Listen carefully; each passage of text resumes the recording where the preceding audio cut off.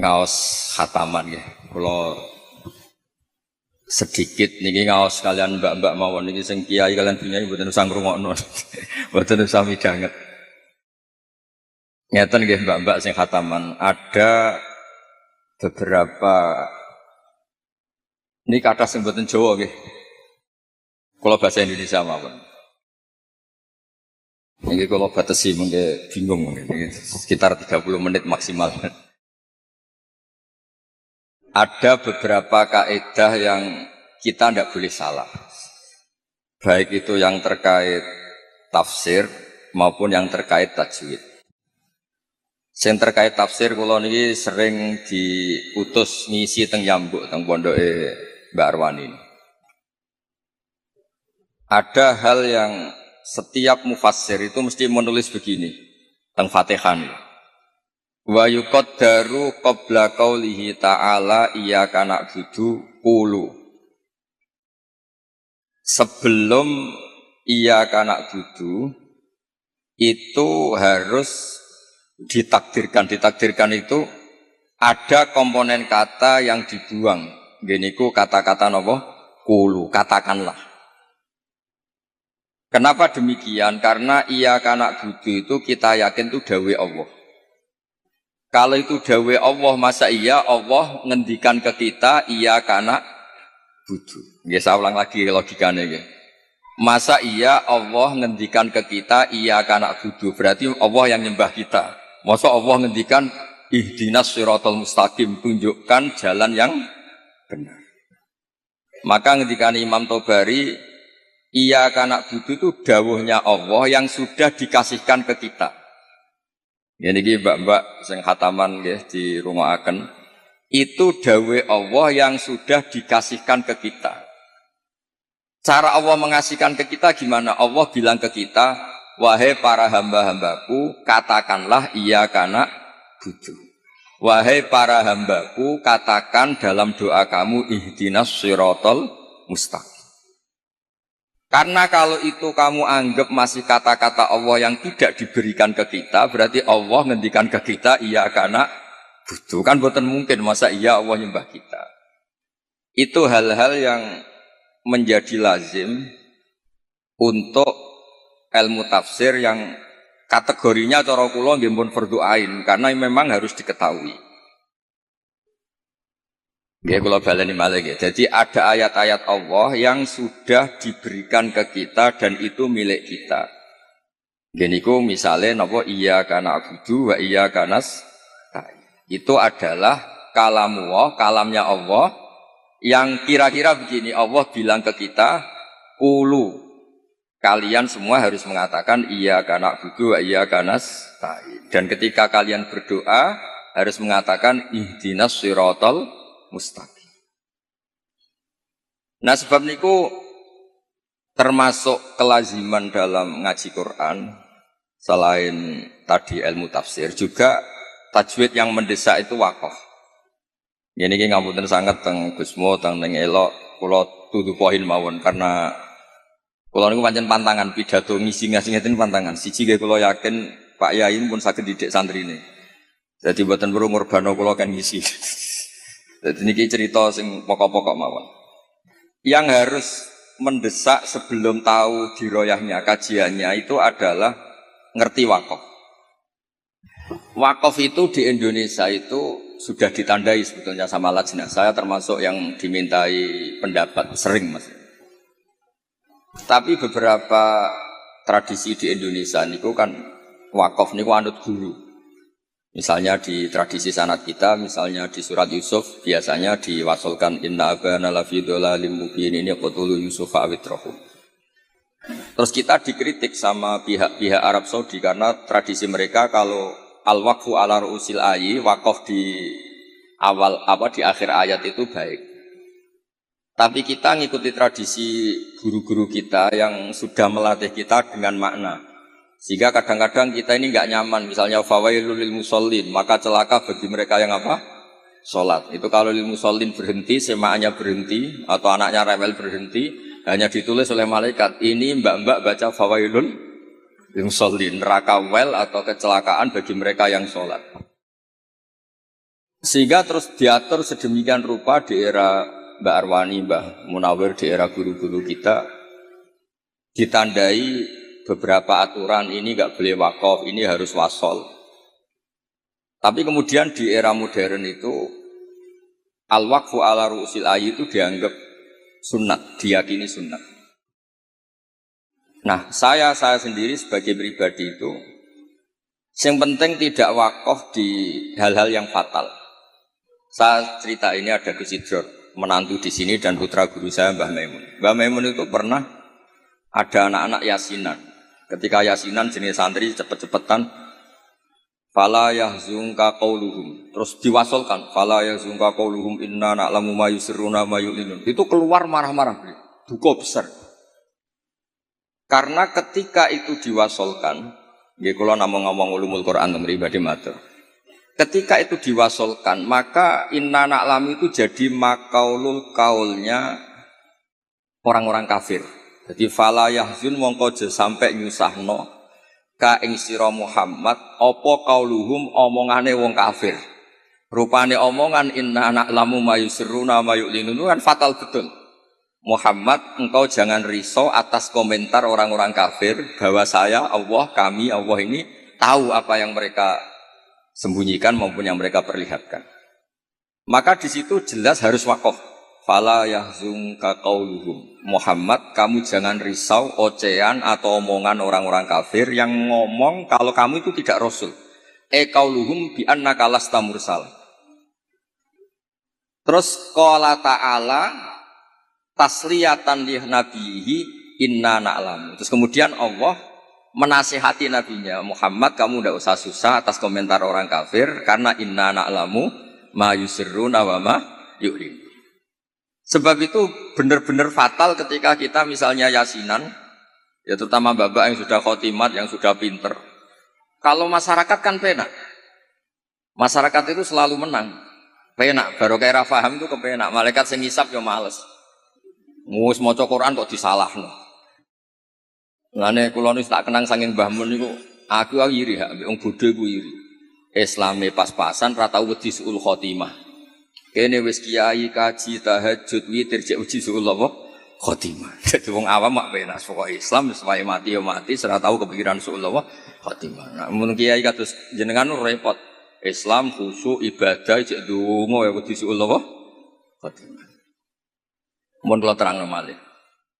Di level ilmu, di level penelitian, itu memang masalah. Fala yahzunka qauluhum. Jadi yang benar itu ya waqaf fala yahzunka qauluhum. Kamu jangan susah, ya, jangan susah, jangan dibikin susah oleh komentar orang-orang kafir bahwa kamu itu lasta mursala, kamu itu tidak rasul. Terus Allah memulai penjelasan, kamu tenang saja Muhammad, karena aku kata Allah inna na'lamu ma yusirruna wa ma yu'lin. Terus contoh malih misalnya begini. Yudkhilu may yasha'u fi rahmatih. Kadang ada yang wakaf wa dzalimin. Itu kan berarti jadinya apa? Allah memasukkan rahmatnya orang-orang yang dikehendaki. Kalau kamu wasol kemudian wa dzalimin dan wakaf di wa dzalimin berarti apa? Dan Allah memasukkan orang-orang zalim di rahmatnya. Nah hal-hal seperti ini kalau suwun mbak-mbak memang meskipun misalnya kita diroyahnya gagal itu jangan sampai secara tilawah yang mutalaqqatan min afwahil masyayikh yang kita punya sanad itu jangan sampai tidak bisa. Karena itu sekali salah itu fatal. Makanya kata Ibnu Jazari wa ba'da tajwidi kalil hurufi la budda min ma'rifatil wuqufi. Saya berkali-kali kalau ngaji cerita kenapa Imam Asim min riwayati Hafiz itu ada saktah 4. Saktah 4 saja itu dikritik penggemar-penggemar Imam Asim. Sebetulnya bisa ratusan. Ya Alhamdulillah qiraatu Asim min riwayati Hafiz itu saktah hanya berapa? 4. Ini ku teng Kahfi, awal Kahfi, terus teng Yasin, terus wakilaman Rokin sama di surat Tatfif atau Mutafifin kalla balrona. Nah kenapa ada sakta? Kulo sering cerita supaya ini yang seneng Quran itu hati-hati. Memang harus sakta. Yaitu tadi misalnya orang-orang kafir bangun dari kubur dan dia nggak tahu yang bangunkan siapa karena dia kafir. Kalau kita mukmin kan tahu yang bangunkan itu apa. Ketika mereka bangun, mereka terus tanya, "Mam ba'atsana mim marqadina." Mantai sapa iku ba'atsan nangekno sapa man nak ing kita mim marqadina saking turu kita. Itu orang kafir mungkirul ba'si yang ingkari ba'ats, tanya mam ba'atsana mim marqadina. Terus Allah menjawab bilisanil malaikah, "Hadza ma wa'adar rahman wa sadaqal." Nah, karena yang awal ini qaulul mustafhim, orang tanya. Kemudian yang kedua itu qaulul mujawib yang jawab, maka harus disaktah. Man ba'atsana mim marqadina. Terus dijawab, "Hadza ma wa'adar rahman wa sadaqal mursal." Nah, bayangkan misalnya bagi orang yang ngerti Quran, itu dibaca langsung. Man ba'atsana mim marqadina, semua kan kacau semua. Sehingga saktah itu secara diroyah, kata kitab, kulon gak ada kitab namanya Al-Qira'atul Asyr, karangane orang-orang yang sangat-sangat menekuni Quran. Kata beliau, saktah, wakaf, taktek, apapun namanya yang harus dipenggal itu memang harus dipenggal. Kalau ndak itu bahaya. Ya misalnya yang terkenal gitu Kahfi. Allah itu mensifati kitabnya apa? Alhamdulillah alladzi anzala ala abdil kitab terus walam yaj'al lahu iwaja. Jadi walam yaj'alan orang gawe sapa Allah taala lahu ing kitab Quran. Ora digawe iwajan ing bengkok. Kalau kamu baca langsung qayyiman nan ora digawe ingkang jejeg. Berarti Quran itu ya ora bengkok, ya ora. Itu fatal betul. Tapi kalau jadi saktah, disaktahkan itu terus normal. Walam yaj'alan orang gawe sapa Allah lahu ing Quran to maring Quran ora digawe iwajan ing bengkok. Sakta ora bengkok iku apa? Qayyiman tegese jejeg. Terus kata ulama-ulama dalam dialog seluruh dunia, tidak hanya di Arab, di seluruh dunia, karena lughat itu rasanya sama, dzauqiyatul lughat itu sama, seluruh dunia sama. Saya misalnya bilang ke santri saya, "Jong jangan belikan sate, pecel, rawon." Pasti semuanya ini manhiyat. "Jong saya jangan belikan sate, pecel, rawon." Ini semuanya apa? Manhiyat, enggak boleh. Tapi kalau kata-kata saya, "Jong jangan belikan sate, mandek, rawon." Berarti jangan belikan sate, tapi belikan rawon. Jadi berkahnya sakta itu tidak ada tasallutul amil. Amil yang depan itu tidak amal pada amil yang berikutnya. Jadi hanya walam yaj'al lahu iwaja. Ya iwaja saja yang jadi maf'ul bihnya yaj'al, bukan qayyiman. Nah, hal seperti ini ulama itu sangat tahu, bukan sekedar tahu, sangat tahu. Sehingga terus ijtihadnya Imam Asim itu harus disakta. Nah, orang-orang perawi tajwid itu memang kadang-kadang hanya talaki. Talaki itu pokoknya anut guru. Sebetulnya juga harus dijelaskan sakta, wakaf, takta itu fungsinya sama. Yaitu kata-kata di depan yang harus terputus, harus terputus. Terus yang terakhir kalau contoh wakaf itu yang ini paling fatal, lebih fatal lagi karena bisa menyinggung banyak malaikat. Wa kadzalika haqqat kalimatu rabbika 'alal ladzina kafaru annahum ashabun nar. Allah sudah menitahkan secara pasti bahwa orang-orang kafir itu pasti ashabun nar, pasti penghuni neraka. Misalnya Anda wasol, itu bisa berurusan dengan malaikat hamalatul arsy. Kalau Anda wasol berarti kan gini. Wa kadzalika haqqat kalimatu rabbika 'alal ladzina kafaru annahum ashabun naril ladzina yahmiluna al-arsya wa man hawlahu yusabbihuna bihamdi rabbihim. Itu kan fatal betul. Dan sudah kepastian Allah kalau orang-orang kafir itu ashabun nar, penduduk neraka. Siapa penduduk neraka itu? Alladzina yahmiluna al-arsya, yaitu malaikat-malaikat yang bawa apa? Ars. Jadi hal-hal seperti ini memang lani kula nggih syukur ditakdir radi ngalim nggih syukur. Dadi nek maca Quran niku malaikat itu gak gawok, dianggap normal. Menawa cara kula dadi malaikat roh macane Quran mungkin nggih mbak-mbak sing rung pati ngaji. Diwaca digebebut sementing ordere selesai khataman niku. Semaan sementing. Niku ya pancen masalah tenan. Karena tadi ada lafat-lafat atau kalimat atau untaian kata yang kalau diwasolkan itu masalah. Ashabun nar itu adalah orang-orang kafir. Sementara alladzina fil arsy itu terkibnya mubtada. Berarti begini yang benar. Alladzina utawa ngakeh utawa para malaikat akeh sing yahmilul arsy sak teruse iku yusabbihuna bihamdi rabbihim wa yu'minuna bihi wa astaghfiruna lil ladzina amanu. Sekolah suwon ning babab ngeten misale mbak-mbak buatan kober diro ya. Wes kepengen nikah arep payu nikah terus ra kober diro wae ngaji. Kula nu ngertos sanate ning elok ngaos teng kene Ki Nawawi ngrukem ngaos teng kene Mbak Arwani. Ki Nawawi niku kancane bapak kula. Zaman sami-sami teng Kudus. Beliau dulu malah manggen teng pondoke buyut kula, manggen teng Damaran Ki Nawawi ngrukem.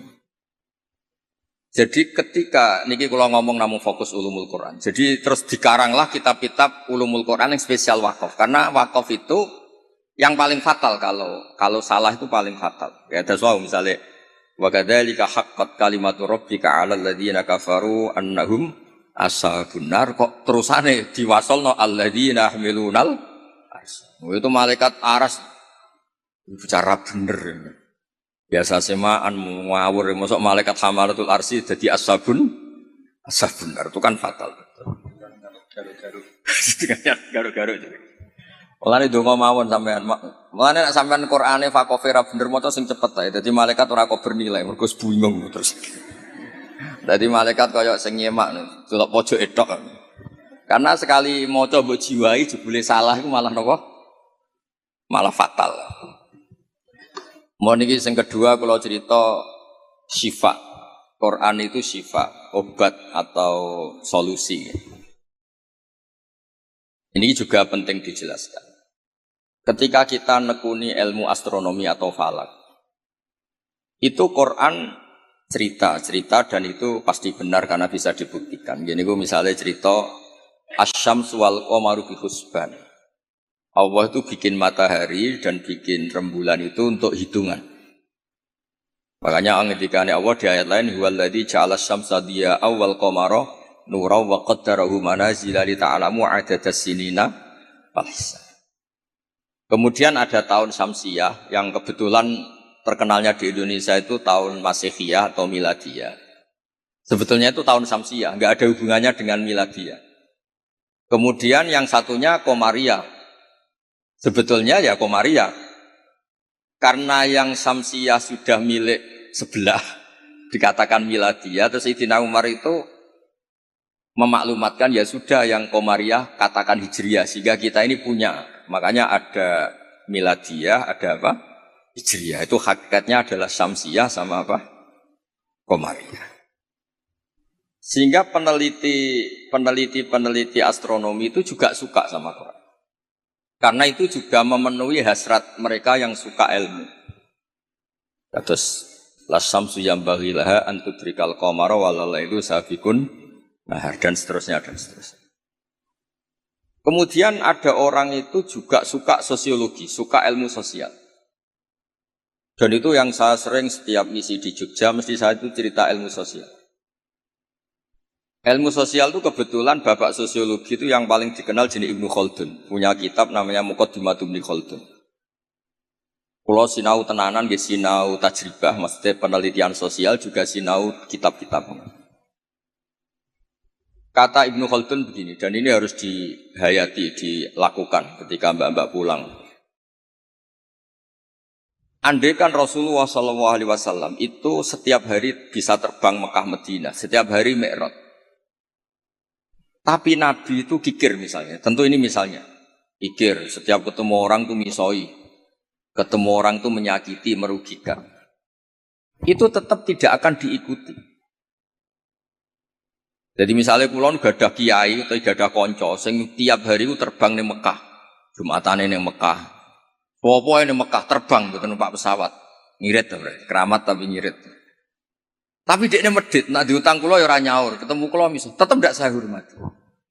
Tapi kalau dia orang kebanyakan, nggak bisa terbang, nggak bisa apa, ambek kulo lomo, ambek kulo santun, tidak pernah merugikan saya, tetap saya hormati.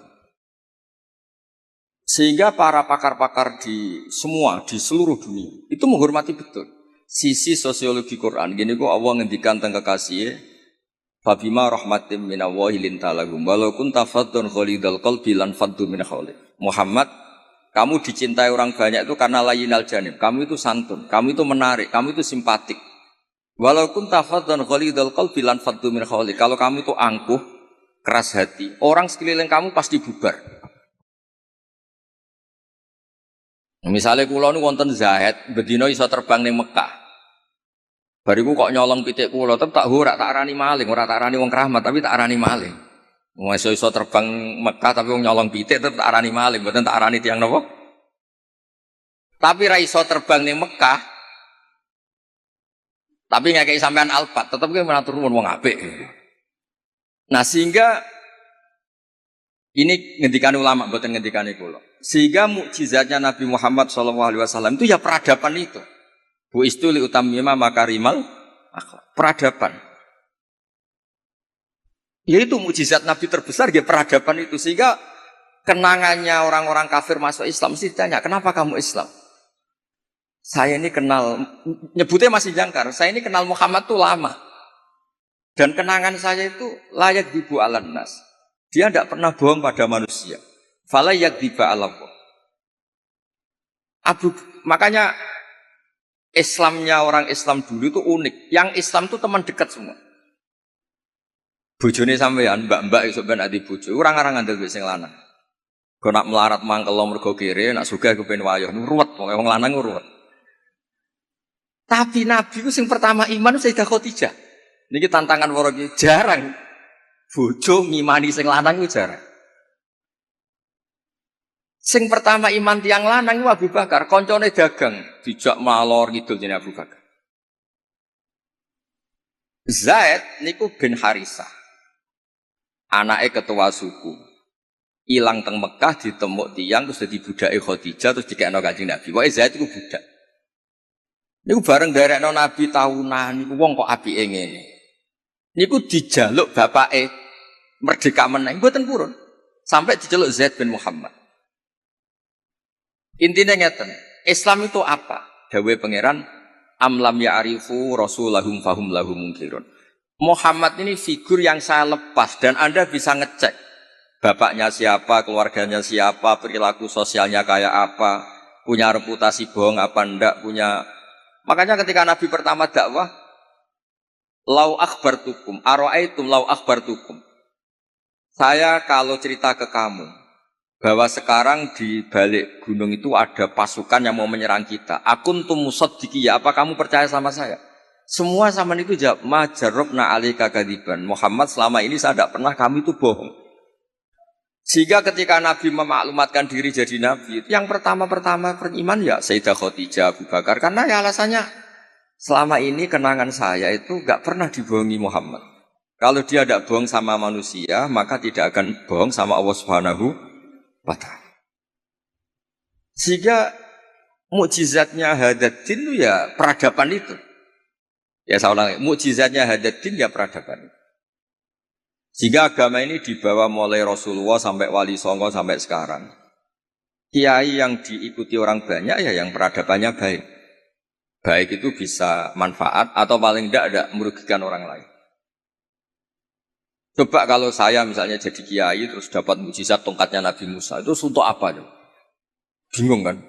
Tak sebelah no segoro nak ramandi yuisin, terus nak mandi ya dikomplain pas, itu kapal-kapal tongkang, terus rusak kabeh kan? Ono kapal feri, kapal tongkang, kapal pesiar, gara-gara kalau latihan jaduk malah tenggelam kabeh kok. Ono Nabi kon ganti rugi kan malah repot. Lah nak ramandi jarene ora mandi. Tapi hadal Quran kata semua ulama bukan satu, semua Quran. Mukjizatu Rasulullah SAW paling top di Quran. Apa itu? Gini ku peradaban. Kalau nu sering cerita tentang santri-santri. Kamu punya teman Zaid. Ketika berteman dengan kamu, Zaid ini miskin. Kamu kasih uang, kamu santuni, kamu sayangi. Itu ketika dia jadi menteri atau pejabat di Jakarta, kamu ketemu itu pede. Karena apa? Hubungan kamu itu yunfikun. Al-yadul ulya khairum al-yadis sufla. Makanya pertama Quran itu cerita orang baik itu siapa? Wa mimma razaqnahum yunfikun. Jadi orang medit itu yang mangkel lo tenan. Saya hidup di Jogja lama, sering teng Jakarta. Saya tuh merasa dilindungi itu ya oleh konsep sosial Quran. Kalau ketemu orang itu gimana?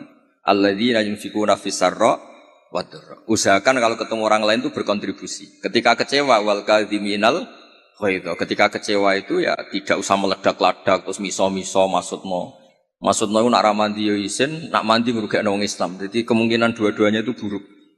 Ya nak ramadi isin, nak mandi ngrugekno Islam. Terus wal afina anin nas, ketika kecewa itu mudah memaafkan. Semua orang yang diterima banyak orang itu pasti yaitu dia dermawan, paling tidak merugikan orang lain. Ketika kecewa wal kadhimin al itu bisa mengendalikan emosi wal afina anin nas.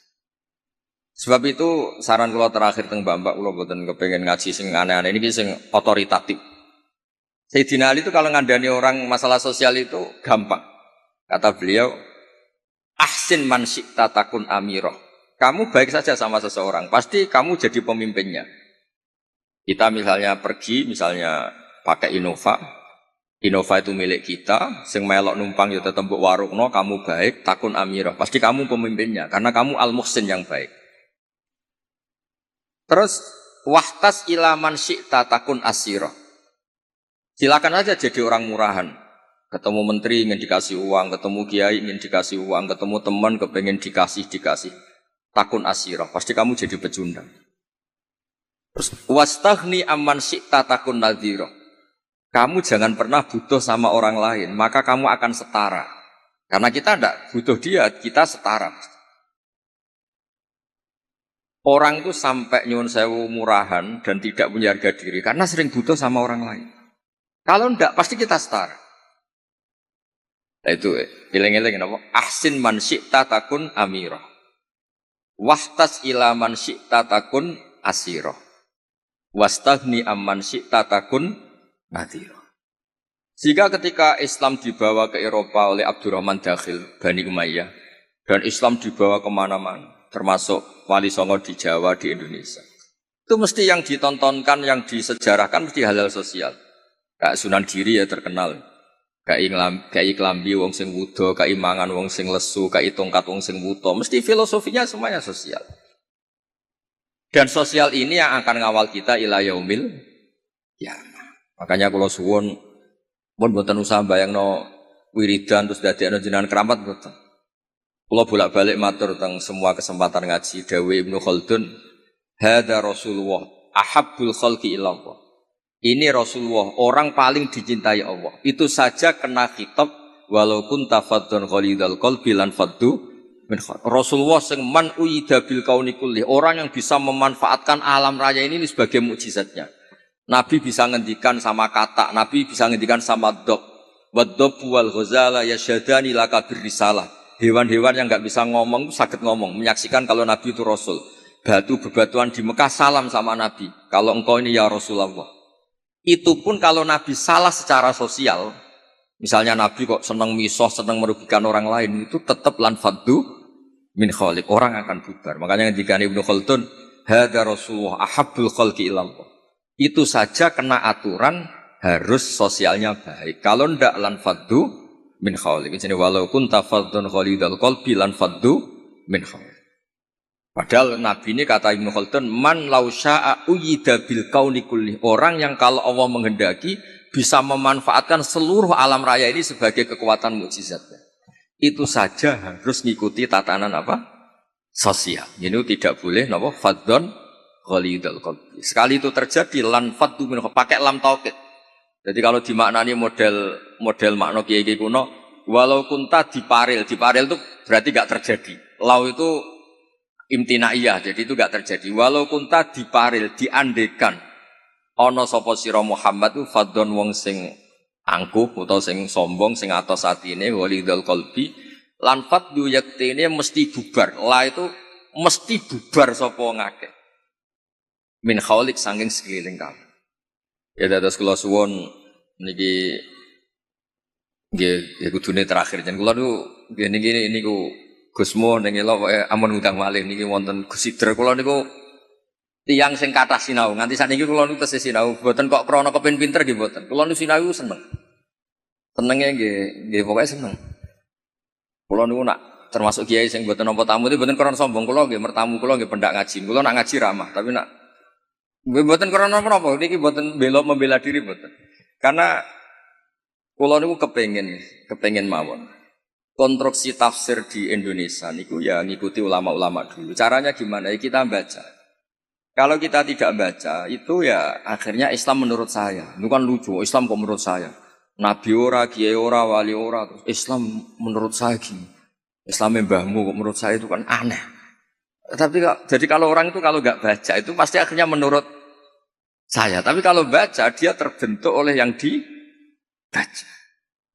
Ya misalnya wong ape medhit wae ya isen Qur'ane wa mimma razaqnahum yunfikun. Wong apik ku sapa? Yang kalau punya rezeki itu yunfikun, melakukan infak.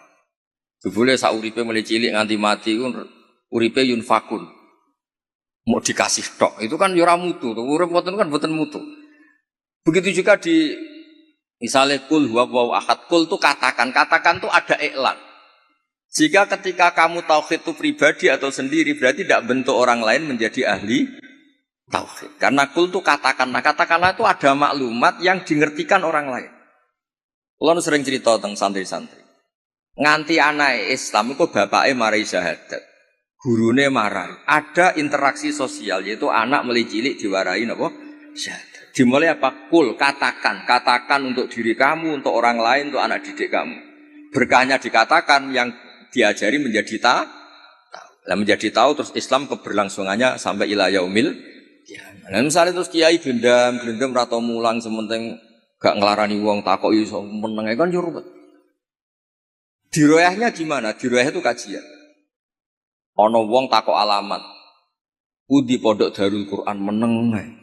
Pundi langitan meneng ae. Bukan mangkel. Mulane dawuh ulama-ulama iku, hadza syaitonun akhras. Iku ora wong meneng asukut asalam mboten iku setan sing bisu iku. Karena sebagian kebenaran memang harus kul apa? Kul katakanlah, kulu katakan. Lah kula ngerti ngeten iki baru kaya maca. Kenapa harus ada kul? Andaikan Nabi itu tidak mengatakan kebenaran, ya kita tidak tahu kebenaran itu apa. Ya setidaknya kebenaran itu dimaklumatkan, disosialisasikan sehingga kebenaran menjadi nilai disebut kul huwallahu. Jadi ini mukjizat-mukjizat yang akan menambah kita ila yaumil qiyamah. Ya ngoten mawon nggih mugi-mugi manfaat. Assalamualaikum warahmatullahi wabarakatuh.